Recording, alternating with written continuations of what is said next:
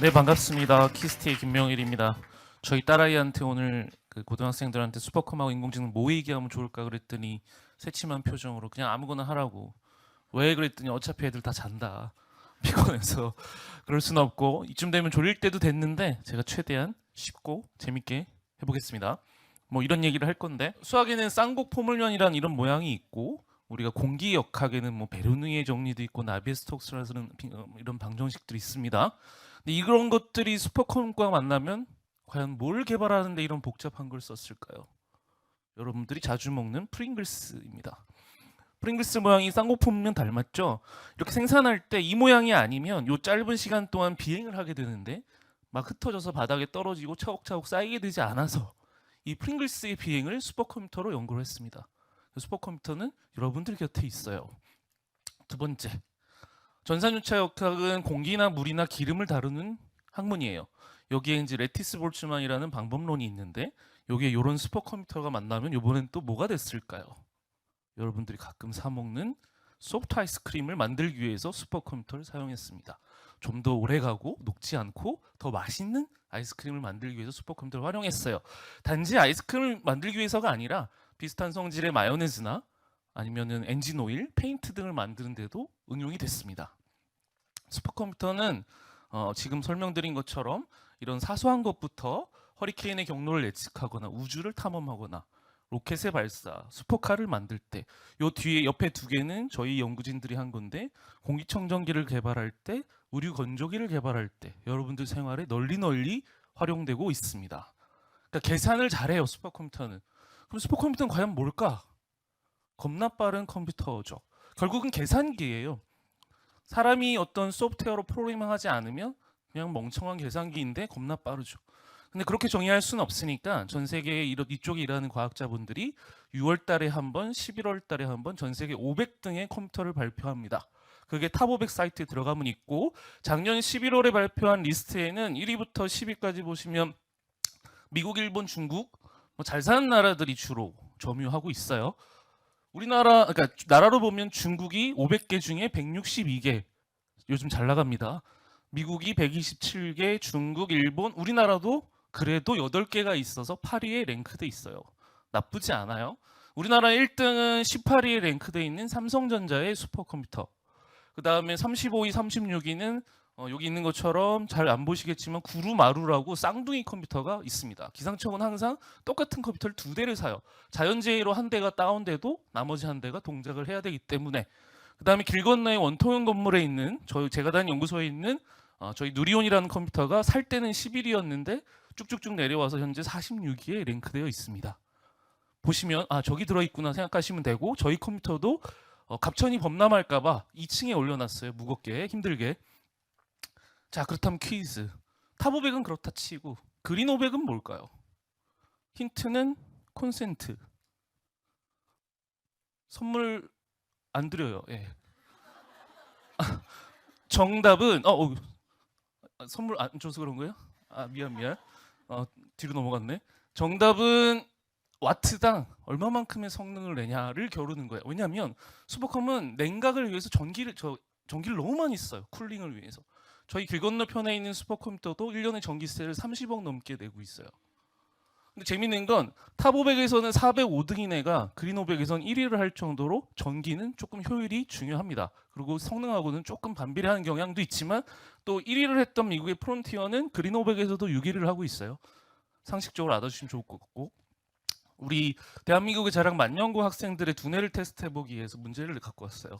슈퍼컴퓨터는 1초당 부동소수점 연산을 과연 몇 번 하느냐를 가지고 성능을 측정을 해요. 이런 거 3.14 이거 더하기 이거 몇 초에 할 수 있을까요, 여러분들? 1초? 오, 어마어마한데?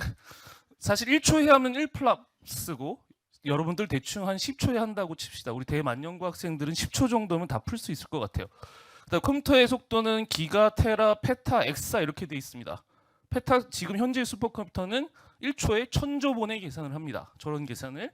자, 그러면 미국의 1등하는 초당 약 110경번의 계산해랑 인류 전체의 70억 명이랑 대결을 해보면 인류 전체가 10초에 풀어서 0.1이라고 치면 인류는 대충 이만큼 되고요. 대충 비교하면 날짜가 이렇게 나오는데 무슨 날짜냐면 전 인류가 50년 동안 계산해야 될 걸 프론티어는 단 1초 만에 계산한다. 엄청나게 빠른 컴퓨터인 거죠. 근데 이런 계산에 의존하는 CPU 기반의 슈퍼컴퓨터가 갑자기 인공지능이 등장하면서 확 바뀝니다.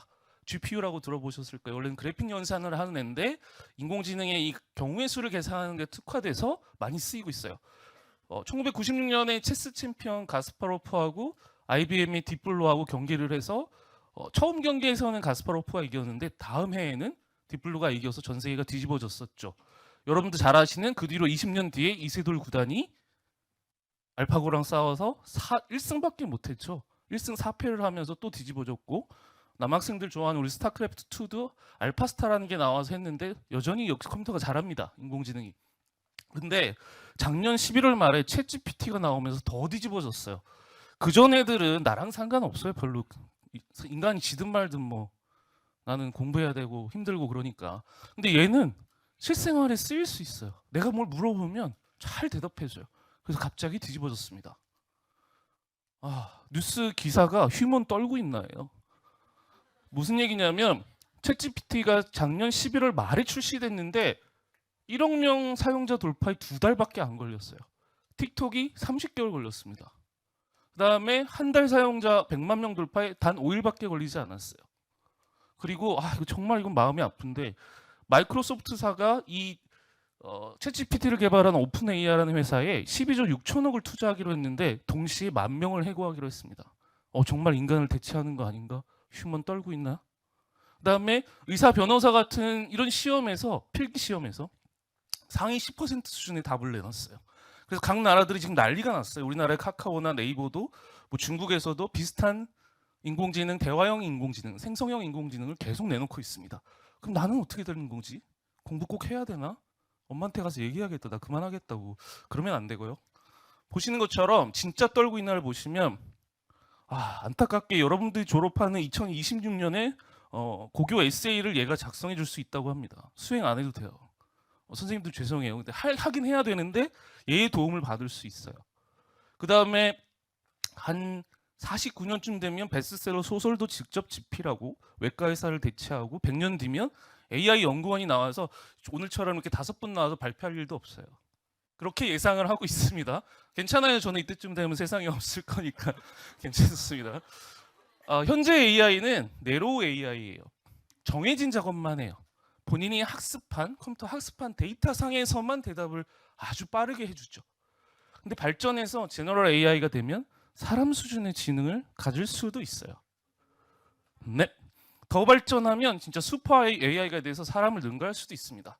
인간의 지능하고 인공지능은 좀 차이가 있어요. 인공지능은 말씀드린 대로 단일 기능만 현재는 수행하거나 깊이 있는 분석을 데이터 기반으로 하죠.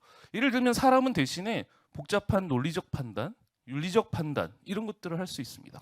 조금 차이가 있어요. 아까 앞전에서 DNA가 그 어떤 프로그램보다 고도화된 프로그램 소프트웨어라고 말씀해 주신 것처럼 인간은 조금 다르죠. 정재승 교수님이나 뭐 이런 유명한 사람들이 여러 가지 얘기를 했는데 결국은 데이터를 분석하고 확장하는 일은 인공지능이 빠르니까 그 친구가 더 잘할 거니까 그 친구가 하고 우리는 이해가 필요한 일을 하고 비판적 사고를 하는 일들을 조금 더 발전된 일을 해야 됩니다.